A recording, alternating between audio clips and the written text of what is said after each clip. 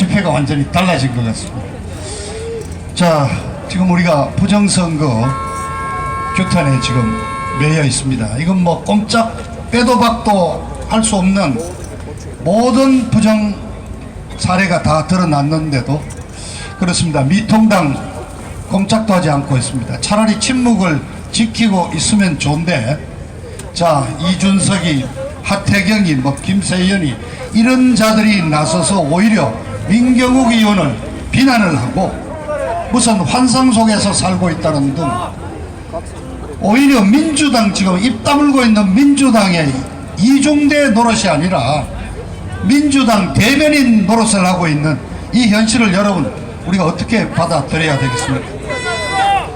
자, 저는 우선 오늘 좀 돌아가는 얘기를 조금 하겠습니다. 자, 자체에서 180석, 범좌파 연합 190석이라는 막대한 의석을 얻은 이 좌파 민주당이 다음 주 6월 1일 21대 국회가 시작이 되면 도대체 이 대한민국을 어디로 끌고 가겠습니까? 여러분, 최강욱이라는 청와대 비서관 기억하십니까? 이 친구 조국이 아들놈 인턴 서류를 조작해준 혐의로 지금 기소가 되어 있는데 이번에 국회의원 비례대표 당선이 됐습니다.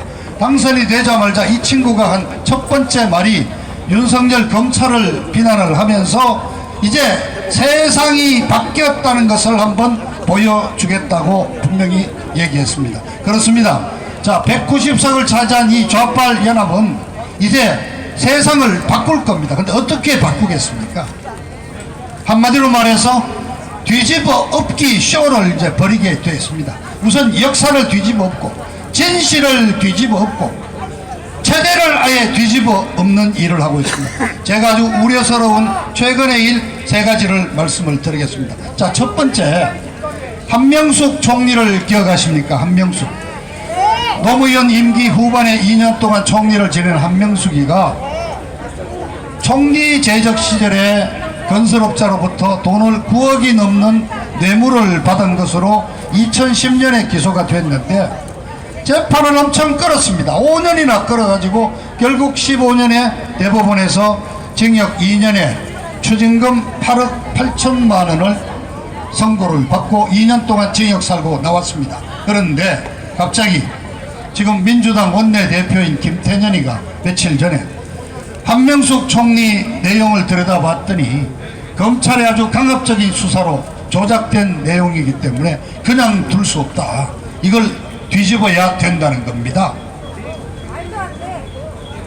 그런데 여러분, 뒤집었겠다고 한 얘기가 그 돈을 줬다는 건설업자 한모라는 사장이 어느 한참 후죠. 정권이 바뀌고 난 이후에 어느 뭐 유튜브 이런 데서 그때 검찰이 나를 뭐 어떻게 회유했다는 이런 일부 발언이 남긴 비망록이라는 녹음이 테이프가 있습니다. 그걸 가지고 얘기를 하는데 이미 이 내용은 대법원 재판 때, 대법원 재판 5년을 끄는 동안에 다 제출이 됐었고, 그리고 이 한 사장은 2년 전에 이미 세상 떠났어요. 그래서 지금 법조계 인사들은 재심의 이유가 없다, 새로운 어떤 증거가 없다, 재심의 사유도 되지 않는다 그러는데 얘들은 지금 한명숙이의 재판을 뒤집어 엎겠다는 것입니다. 한마디로 이제 법도 진영 논리에 의해서 우리에게 유리하면은 그거는 올바르고 정의로운 것이고 상대방 적군에게 이로운 것은 잘못된 거다.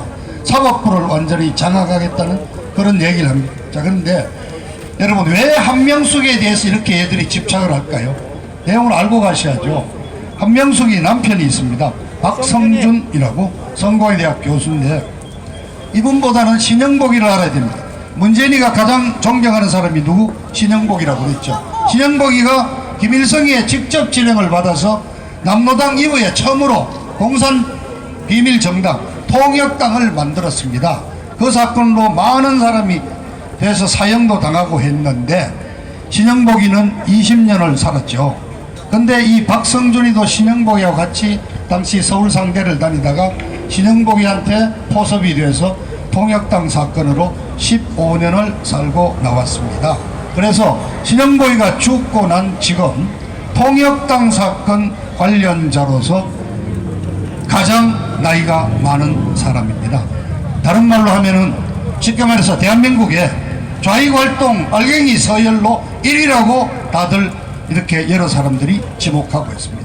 자, 거기에 한명숙이는 남편 옷바라지 하면서 운동권에 뛰어들어서 지금 운동권 586 주사파 애들을 키웠다 그럽니다. 그래서 걔들 사이에서는 한명숙이가 대모로 부릅니다. 그러니까 대한민국 서열 1위에 대부 대모 잘 모셔야 되지 않겠습니까? 자, 이제 법도 자기들 마음대로 바꾸는 거예요. 내로남불이 딴갑니다. 법도 자기들에게 맞으면은 로맨스고 자기들의 입맛에 맞지 않으면은 불륜으로 몰고 가는. 자, 두 번째, 오이사 조치라고 아십니까? 2010년 3월 천안함이 폭침을 당했죠. 그래서 당시 이명박 정부가 즉각 북한에 대한 모든 경제 교류 협력을 중단시키고 북한 선박에 한국 영해 내에 항해를 금지를 했습니다. 자, 근데 이제 드디어 우리 190석 가졌다 이겁니다. 바로 이틀 전에 통일부 대변인이 공식으로 발표했습니다. 오이사 조치는 이제 해제해야 될 것 같다. 왜냐? 실효성이 없는 것 같다. 자, 그런데 여러분, 오이사 조치를 이명박 정부가 발표할 때 북한에 사과를 요구했고 책임자 처벌을 요구했습니다. 근데 그 책임자 처벌됐습니까? 책임자들은 오히려 더 승진했습니다. 사과 없었습니다. 근데 이제 오이사 조치는 해제하겠다. 딴 거 아닙니다. 북한하고 빨리 좀 해주고 싶은데, 대북 사업을 하고 싶은데 자꾸 걸림돌이 되니까 스스로 이제 얘기하는 겁니다. 실효성이 없어졌다. 자, 그런데 여러분, 오이사 조치 마음대로 해제할 수 있습니까? 이거는 어떻게 보면은 지금 미국 주도하에 벌어지고 있는 유엔 제재 조치를 정면으로 지금 위반하는 조치입니다. 자, 얘들은 이제 전통적인 우방관계, 한미 동맹관계도 한번 뒤집어 엎어 보겠다 그러면서 항상 자주라는 말을 쓰고 있습니다. 자, 동맹관계가 또 어떻게 돼요? 자, 이미 이 정부가 이번 선거에도 중국 개입이 드러났지 않습니까? 이미 친중 반미로 돌아서고 있는 걸 여러분 똑똑히 기억하셔야 됩니다. 세 번째, 앞서도 지적이 있었지만은 5.18 특별법을 만들겠다 그럽니다. 이미 법안이 내용이 나와 있습니다.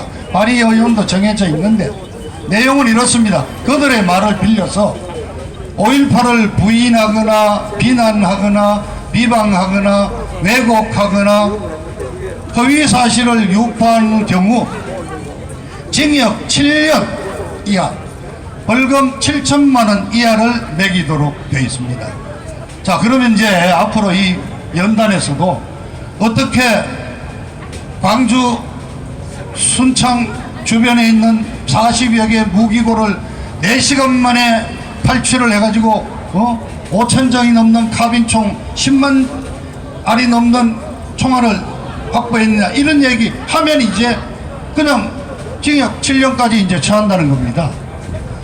자, 대한민국에는 그동안 지난 정치판에 30년 가까이 금기어가 3가지가 있었습니다. 바로 첫 번째가 이 5.18을 비난하는 것, 두 번째가 바로 세월호, 그리고 또 한 가지, 두 번째가 세월호, 세 번째가 뭐 위안부 문제였습니다.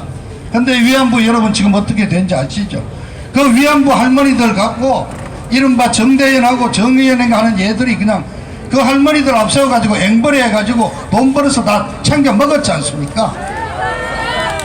바로 이런 것부터 바로 잡아야지. 얘들은 지금 대한민국의 역사 진실을 뒤집어 엎겠다는 겁니다. 자, 5.18에 대해서 입을 막는 것은 결국 사상과 표현의 자유를 막고 있다는 겁니다. 자, 얘들은 지금 이렇게 세상을 뒤집어 엎으려고 하고 있습니다. 그런데 우리가 기대해야 될 제1야당, 그래 미통당, 그래 통합당 지금 뭐 하고 있습니까? 자, 현재 지금 통합당의 대표 대행을 맡고 있는 원내대표라는 그 주호영이라는 자, 지난주에 5.18 망언에 대해서 아주 사과를 한다고, 아주 광주까지 내려가서 사과를 하고 단체 유공자들을 만나가지고 그 뭐 부상자회, 유공자회 3단체를 이제 법정단체로 만들어서 국가 예산으로 지원해 주겠다는 얘기를 하고, 그 기념식에서 뭐 님을 위한 행진곡을 열심히 팔을 흔들면서 불렀다고 신문에 대대적으로 나옵니다. 오늘은 이 친구 또 봉하마을에 봉이발이 사건 거기에 또 조문하러 간다고 그럽니다. 자, 그 다음에 미통당. 자, 이번 이렇게 빼도 박도 못할 증거가 나오고 중국이까지 개입된 이 부정선거에 대해서 단 한마디도 입을 대지 않고 있습니다. 하다못해 당 차원에 뭐 진상규명위원회다, 위원회라도 하나 만들어야 될 거 아니에요. 아무것도 하지 않고 있습니다. 야당이 아니다. 자, 왜 이럴까?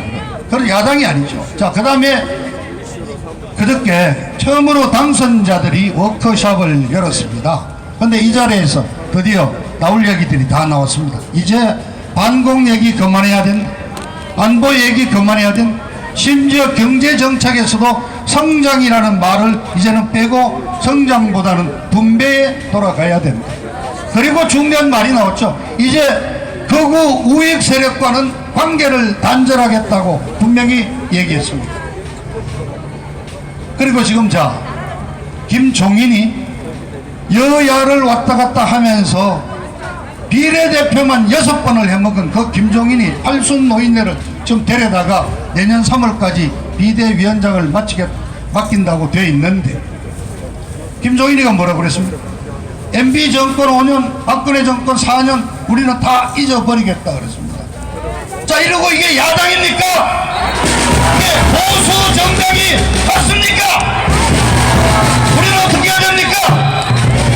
자, 우리 태극기 세력, 우리 애국 세력도 미통당 관계 단절합시다. 우리가 끊으면 되는 겁니다. 그런데 여러분, 자, 우리 희망을 갖습니다. 앞서 민중흥 총장이 말씀드렸지만 태극기 세력 지금 열심히 하나로 합쳐보려고 노력하고 있습니다. 합쳐집니다. 우리 왜냐, 뚜렷한 목표가 생겼거든. 부정선거 규탄, 이걸로 문재인 정권 끌어내릴 수가 있습니다.